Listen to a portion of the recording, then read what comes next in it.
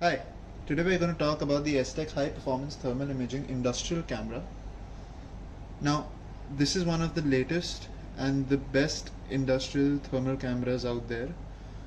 As you can see, this camera comes in a high class packaging which gives you safety locks so that when you're traveling with the camera there is no damage to the camera.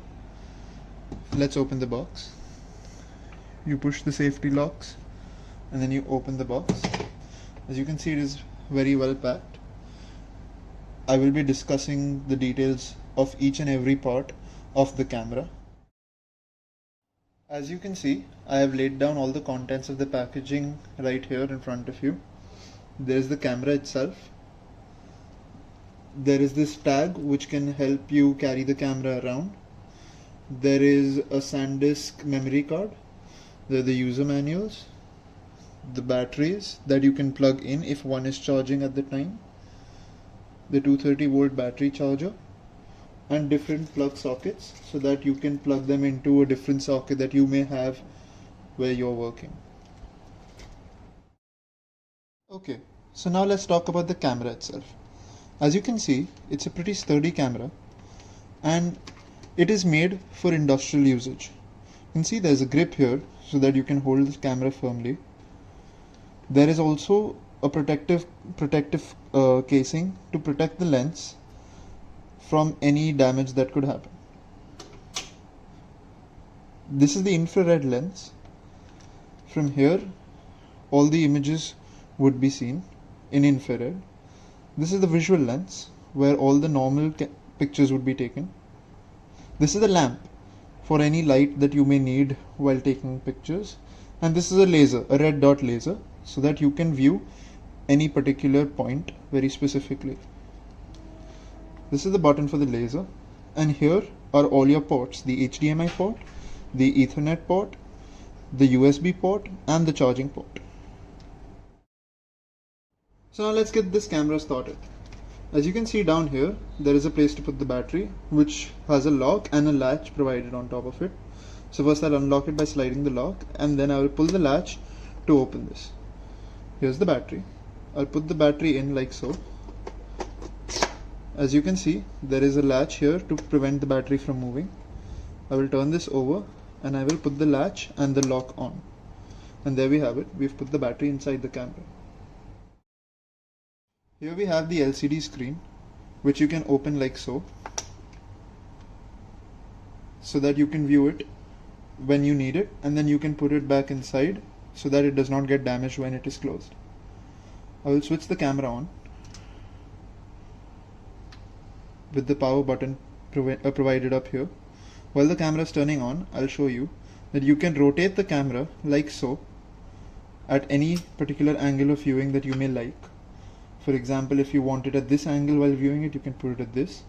Or if you want, you can turn it around completely and put it back inside so that you can hold the camera like a normal camera that you may own. Now that the camera is on, let's talk about the features of the camera itself. As you can see, there's a viewfinder here. So if it's sunny outside and you cannot see the LCD screen, you can look at the image through the viewfinder here. To turn the viewfinder on, just click this button which says Finder/LCD. This will turn your LCD off, and then as you can see, it turns the viewfinder on and you can see the image through the viewfinder. To turn the LCD back on, I will click on Viewfinder/LCD. See, right now the thermal image is visible, but if you want to view the visual image, there is a toggle switch right here which you can turn once to see the visual image, like so. If you want to see a blended image, you can turn this once more and you will see a blended image of visual and thermal. If you turn the switch once more, you will see a picture-in-picture mode of both thermal and visual. Let me turn this back to normal infrared thermal mode. If you're in an awkward situation and the source you want to view is above you, instead of viewing it at an odd angle, what you could do is you could just turn this upwards so that you can view whatever you want to view upwards very easily. Now, if you wanted to zoom in or zoom out into the image, you can use the W or the T button respectively.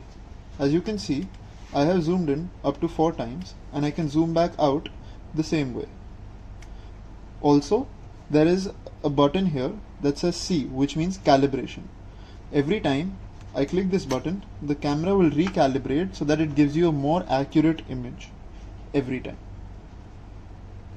If I wanted to take a picture of the real-time image I'm seeing, there is a trigger button here, as you can see.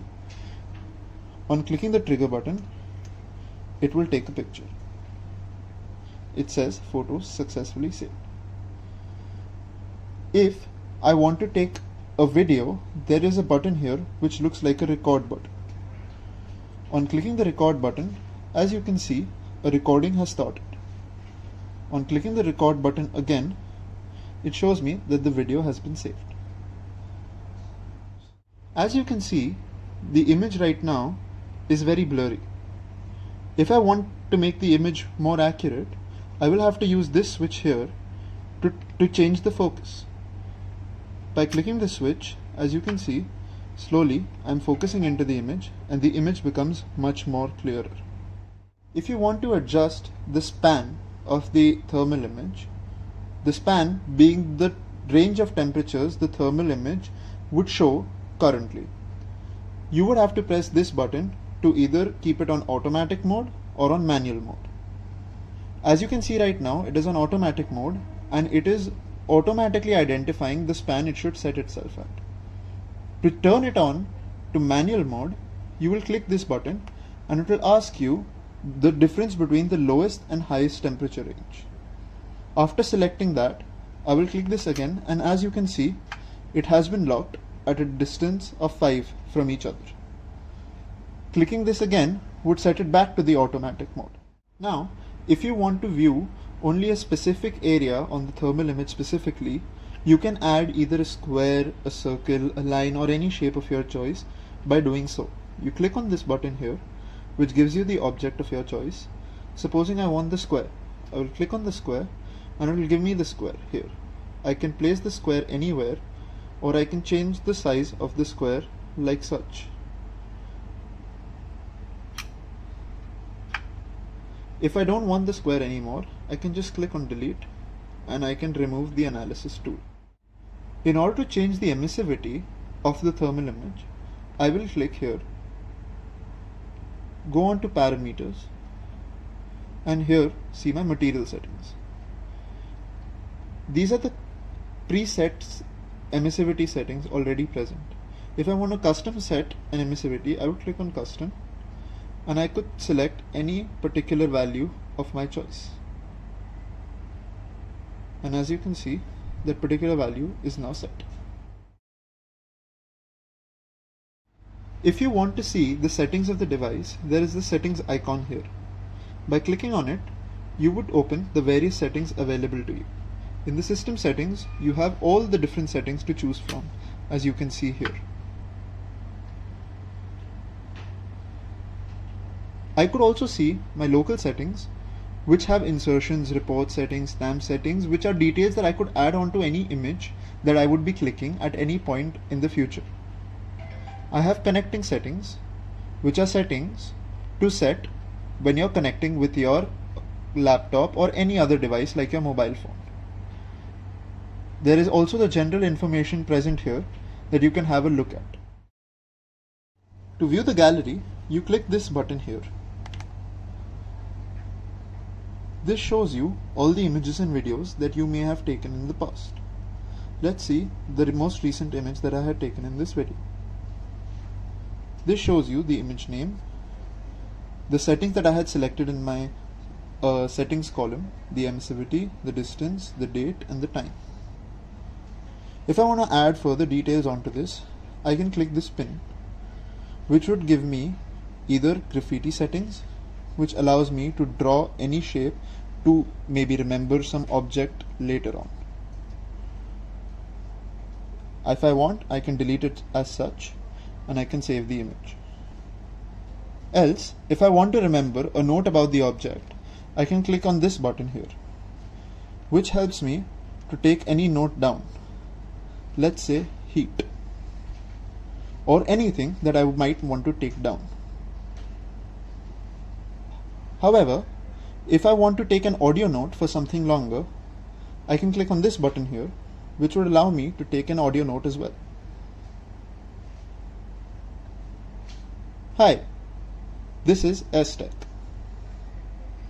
If you want to see the audio note again, you can just click on the play button. Hi, this is S-Tech. In order to connect to the software, there are two ways. You could either do it wirelessly through our AP setting or through the LAN. I'm going to show you the easiest way, which is through AP. In order to see your device settings, go to the settings, go to connecting, and here you can see the Wi-Fi hotspot configuration. By clicking on this, I can see the hotspot name and the default hotspot password that I have set. By clicking OK, it will save the password even if I change it. Now that I have switched the hotspot on, I will click here and go to Streams. In Streams, I either have an option to switch on AP or to switch on LAN. Since I'm going to connect it to the software via AP, I'm going to click on AP. While clicking on AP, now this has generated its hotspot so that I can connect it via the software, which I'm going to show you on my monitor now. So this is what you'll see when you start the software. If you want to see the real-time video that is going on right now, after switching on the AP in the device, we'd go onto the Wi-Fi settings of your PC. We'd see the camera and we'd connect to it. It would ask you for the password, but since I've already connected to it before, the password is saved. Now I will go on to the video settings. I would click on Connect Device. I have the options to select from the USB, AP or LAN. Since we had decided that we are going to select AP, I would go ahead with that. After selecting that, you'd see that now I can see the camera exactly on the software. As I take my cursor anywhere on the software, you can see it is showing the exact temperature at that pixel. Now, if you want to import an image that you had clicked previously on your device, you would go onto File, Air Import, and select AP, since that's what we are using to do all transfers today. It would show the IP of the device, and you click on refresh, it would show all the new images that have been clicked. I would select all and I'd click on download. It shows me that it has downloaded all the files. I'll open this folder and it will show me all the previously clicked images. After importing all the images, let's say I select this image to view. On selecting the image, I can scroll wherever I want to on the image and I can see the temperature at that pixel. Like this pixel is 26 degrees, whereas this one is 139 degrees. Let's say I have a particular area for which I want to set a different emissivity, or I want to study that area in better detail. I can select any of the shapes, let's say a rectangle, and make that shape thus so. Now I can see the highest temperature in that shape, and if I want to change the emissivity for this shape, I can do the same. You might be wondering why I would want to change the emissivity for a particular shape. If you have any surface which is shiny or has a different reflective area, I could select a particular emissivity and change it. Let's say I select 0.86 just for this square, and I also set an alarm that if the temperature on this square exceeds 35 degrees Celsius, it should give me an alarm. As you can see, the highest temperature is 149 degrees. That is why this is becoming red and white. Also, I can delete the shape if I want just by clicking the delete button. If I want an awkward shape that might not be very easy to draw by any of the shapes given here, I can select the stroke tool. I would just have to roughly make the stroke tool over this shape here, and it would automatically select the area that it would assume you want to actually select. If you recall correctly, while taking this image in the video earlier, I had saved a note and an audio note. To view those, I would click here and I could see the text note exactly as I had saved it before. If I want, I can add some additional notes after analysis. If I want to see the audio note, I would click here and it would show me what I had recorded earlier. Hi, this is Aztec. If I want to see the data here, I could again select any one of the shapes, make an object. Now if I want to see all the temperatures as a histogram, I'll select this icon here, which would display all the temperature values. If I want to see a details of all the objects that I may have made, for example this rectangle, this circle, I could then select this chart button, which would give me all temperature details of all the objects that I have made. For further analysis, I could go to the report tool. This would give me the report for my actual image, my visual image, and then all the parameters and objects that I have made previously. There are many analysis tools that the software has, which we can access through optimization. I'm going to show you one of these tools. For example, if you want basic analysis over time, you can select 3 different images taken over a specific period of time and add them here to your analysis table. I just dragged and dropped all 3 images. Now, when I click on analysis, it would compute and give me a series of time versus temperature graphs like so, which can tell me how my object is varying over time. There are many such tools that can be shown and explained later in great detail. Thank you. We hope you found this video informative. Please feel free to contact us through our website or any of the numbers provided to you. We have certified thermography engineers that can address all your concerns and provide demonstrations for any applications that you may have. Thank you once again. This is Aztec.